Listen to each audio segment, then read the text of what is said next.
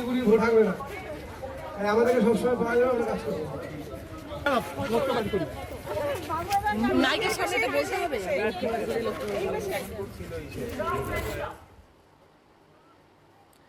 এবারের ভোটে এমন কাউকে নির্বাচিত করুন যিনি মুখ্যমন্ত্রীর সাথে কথা বলে এলাকার উন্নয়নের কাজগুলি করতে পারবেন।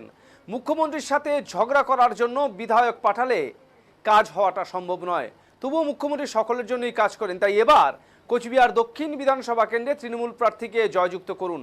সোমবার সকালে কোচবিহার শহরের ৯ নম্বর ওয়ার্ডে নির্বাচনী প্রচারে বের হয়ে ভোটারদের প্রতি এই আবেদন রাখলেন এই বিধানসভা কেন্দ্রের তৃণমূল প্রার্থী অভিজিৎ দেবভৌমিক। এদিন সকাল সকাল কোচবিহার পৌরসভার পৌরপ্রধান দিলীপ সাহা, সংশ্লিষ্ট এই ৯ নম্বর ওয়ার্ডের কাউন্সিলর আমিনা আহমেদ, তৃণমূলের বর্ষিয়ান নেতা আব্দুল জলিল আহমেদ সহ কর্মী সমর্থকদের সাথে নিয়ে প্রচারে বের হন অভিজিৎ দেবভৌমিক। এদিন অভিজিৎ দেবভৌমিক বলেন, কোচবিহার দক্ষিণ বিধানসভা কেন্দ্রে বিজেপির যিনি প্রার্থী হয়েছেন তিনি গোয়াতে থাকেন, তাকে কোচবিহারের মানুষ কখন পাবেন?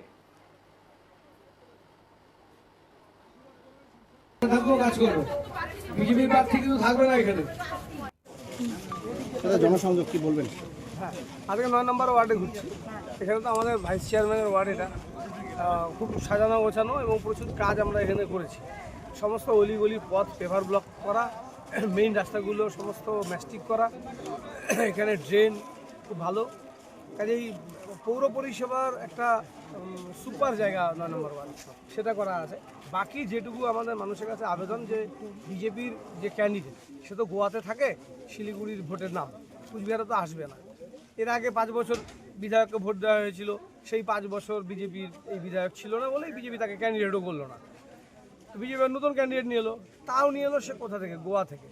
এবারে মনে করুন, যেহেতু উনি শিলিগুড়িতে তার অফিস, মাঝে মধ্যে নর্থ বেঙ্গলে আসেন, কিন্তু কুচবিহারের মানুষ কখন পাবে? রাত বেরাতে তো মানুষের দরকার হয়।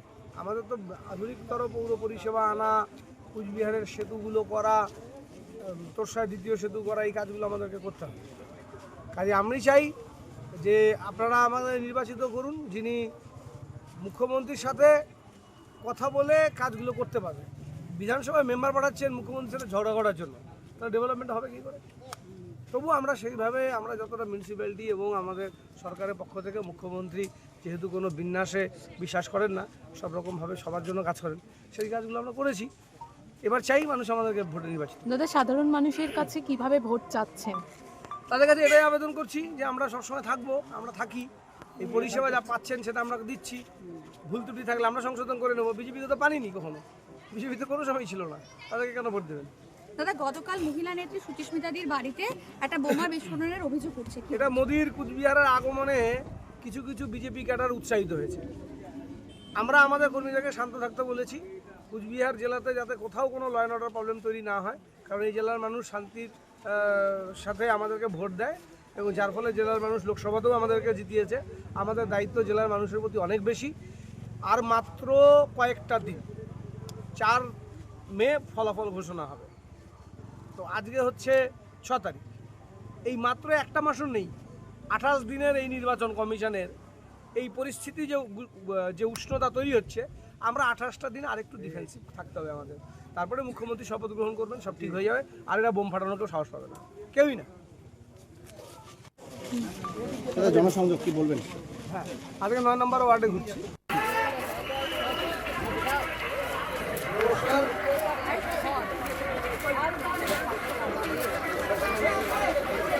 প্রতিদিনের মতো কিন্তু জনসংযোগে বেরিয়েছে বিধানসভা কেন্দ্রের